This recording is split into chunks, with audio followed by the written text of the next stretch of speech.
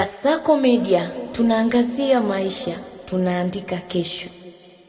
Klabu za Chelsea na West Ham United zimepigwa faini kubwa baada ya vurugu zilizotokea mwishoni mwa mchezo wao wa ligi kuu England mwezi uliopita. Adhabu hiyo imethibitishwa ambapo Chelsea wametozwa pauni 325,000 huku West Ham wakitakiwa kulipa pauni 300,000 kwa kushindwa kuwadhibiti wachezaji wao. Mchezo huo wa dabi ya London uliochezwa Januari 31 ulikuwa na ushindani mkubwa huku Chelsea wakitoka nyuma kwa mabao mawili na kushinda 3-2. Hata hivyo, ushindi huo ulitiwa doa na tukio la vurugu lililotokea dakika za nyongeza ambapo karibu wachezaji 20 kutoka pande zote walihusika kwenye mzozo wa uwanjani. Mvutano ulianza baada ya winga wa West Ham Adam Traore kumwangusha beki wa Chelsea Marc Cucurella, kitendo kilichomkutanisha na mshambuliaji Joao Pedro kabla ya wachezaji wengine kukimbilia eneo hilo kutuliza ugomvi.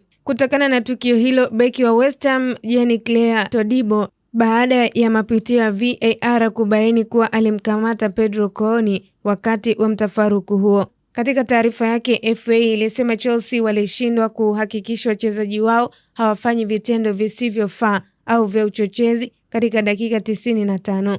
West Ham nao walikumbwa na shtaka la kushinikizwa kuzuia wachezaji wao kufanya vitendo visivyofaa vya uchochezi pamoja na vurugu. Vilabu vyote viwili vilikiri makosa yao na hivyo kupelekea kutozwa faini hizo kubwa. Hatua hiyo inaonyesha msimamo wa FA katika kudhibiti utovu wa nidhamu na kulinda heshima ya ligi. Licha ya ushindani huo wa kusisimua wa Chelsea, tukio la vurugu ndilo lililochukua nafasi kubwa ya mjadala baada ya mechi, likiacha somo kwa vilabu kuhusu umuhimu wa nidhamu uwanjani.